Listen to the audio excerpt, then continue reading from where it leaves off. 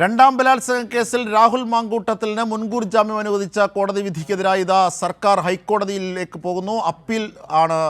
അപ്പീലുമായി പോവുകയാണ്. ഏറ്റവും പ്രധാനപ്പെട്ട വിവരങ്ങളുമായി ഞങ്ങളുടെ പ്രതിനിധി ഷീജ ചേരുന്നു. ഷീജ, അതായത് പ്രോസിക്യൂഷൻ എന്തൊക്കെയാണ് ഇപ്പോൾ അറിയിക്കുന്നത്, ഏതൊക്കെ തരത്തിലേക്കാണ് നീങ്ങുന്നത് ഹൈക്കോടതിയിൽ?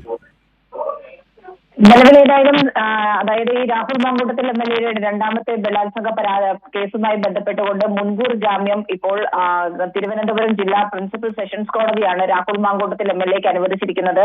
ഈ ഹൈക്കോടതി തീരുമാനത്തിനെതിരെ അപ്പീൽ പോകാനാണ് സംസ്ഥാന സർക്കാർ തീരുമാനിച്ചിരിക്കുന്നത്. ഇതിൽ ഉടൻ തന്നെ ഈ അപ്പീലുമായി ഹൈക്കോടതിയെ സമീപിക്കുക എന്നുള്ളൊരു തീരുമാനമാണ് എടുത്തിട്ടുള്ളത്. ഇതുമായി ബന്ധപ്പെട്ടുള്ള ആശയവിനിമയം തുടരുന്ന ഒരു സാഹചര്യം കൂടിയാണിത് എന്നുള്ളതാണ് ഈ ഒരു ഘട്ടത്തിൽ കൂട്ടിച്ചേർക്കുന്നത്. ഏതായാലും പ്രോസിക്യൂഷൻ ഇത്രത്തോളം തെളിവുകൾ കോടതിക്ക് മുന്നാകെ വെച്ചിട്ടും അതിൽ ഉപാധികൾ ഉണ്ടെങ്കിൽ പോലും ജാമ്യം അനുവദിച്ചത് അത് അംഗീകരിക്കാൻ സാധിക്കാത്ത ഒരു കാര്യമാണ് എന്നുള്ളതാണ് ഒരു പൊതു നിലപാട് എന്ന് പറയുന്നത്. ആ ഒരു പശ്ചാത്തലത്തിൽ തന്നെയാണ് അതിജീവിതയ്ക്ക് നീതി ലഭിക്കണം എന്നുള്ള കാര്യം എന്നതിൽ ഉറച്ചുകൊണ്ട് സംസ്ഥാന സർക്കാർ ഈ കേസുമായി ബന്ധപ്പെട്ട് അപ്പീൽ പോകാനായി തീരുമാനിച്ചിരിക്കുന്നത്. ഏതായാലും എത്രയും വേഗത്തിൽ തന്നെ ഹൈക്കോടതിയെ ഈ വിഷയത്തിൽ സമീപിക്കുക എന്നുള്ളതാണ് ഇപ്പോൾ സർക്കാർ തീരുമാനിച്ചിരിക്കുന്നത്. തീർച്ചയായും ഷീജ, ഇതിനകത്ത് കാണേണ്ട ഒരു കാര്യം, ഒന്ന്, രണ്ടാമത്തെ ബലാത്സംഗ കേസിൽ ഏറ്റവും പ്രധാനപ്പെട്ടത് കൺസെന്റ് ഇല്ലാതെ വിളിച്ചു വരുത്തുകയും കൺസെന്റ് ഇല്ലാതെ കടിച്ചു കീറുകയും ചെയ്തതാണ്. ശരീരത്തിൽ മുഴുവൻ മുറിവേൽപ്പിച്ചതാണ്, ക്രൂരമായ ബലാത്സംഗം നടത്തിയതാണ്.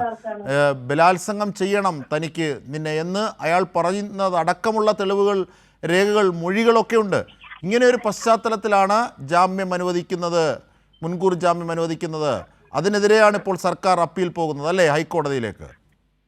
തീർച്ചയായും. കാരണം ഈ കേസുമായി ബന്ധപ്പെട്ടുകൊണ്ട് ഒരു തരത്തിലും അതിജീവിതയ്ക്ക് നീതി ലഭിക്കാത്തൊരു സാഹചര്യം ഉണ്ടാകാൻ പാടില്ല എന്നുള്ളതാണ് സംസ്ഥാന സർക്കാർ മുന്നോട്ട് വെക്കുന്ന കാര്യം എന്ന് പറയുന്നത്. അതിന്റെ പശ്ചാത്തലത്തിൽ തന്നെയാണ് ആ പെൺകുട്ടിയെ പ്രത്യേക അന്വേഷണ സംഘം ബന്ധപ്പെടുന്നതും ആ പെൺകുട്ടിയിൽ നിന്ന് മൊഴിയെടുക്കുന്നതും ആ പെൺകുട്ടിയുടെ രഹസ്യമൊഴി അടക്കം കോടതിയിൽ നൽകുന്നതും. അത് പ്രോസിക്യൂഷൻ കൃത്യമായ രീതിയിൽ തന്നെ പോലീസ് റിപ്പോർട്ട് അടക്കമാണ് കോടതിക്ക് മുന്നാകെ വെച്ചത്. പക്ഷേ കോടതി ഇത് പരിശോധിച്ചതിന് ശേഷം രാഹുൽ മാങ്കൂട്ടത്തിൽ എംഎൽഎക്ക് ഉപാധികളോട് ജാമ്യം അനുവദിക്കുന്ന ഒരു നടപടിയാണ് കോടതിയുടെ ഭാഗത്തു നിന്നും ഉണ്ടായത്. ഈ ഒരു പശ്ചാത്തലത്തിലാണ് കോടതി നിലവിൽ തിരുവനന്തപുരം ജില്ലാ പ്രിൻസിപ്പൽ സെഷൻസ് കോടതിയുടെ വിധിക്കെതിരെ ഹൈക്കോടതിയിൽ അപ്പീൽ നൽകാനായി സംസ്ഥാന സർക്കാർ തീരുമാനിച്ചിട്ടുള്ളത്. ഈ വിധി വന്ന ഉടൻ തന്നെ ഇതുമായി ബന്ധപ്പെട്ടിട്ടുള്ള തുടർ ആലോചനകൾ സർക്കാർ തലത്തിൽ നടന്നിരുന്നു.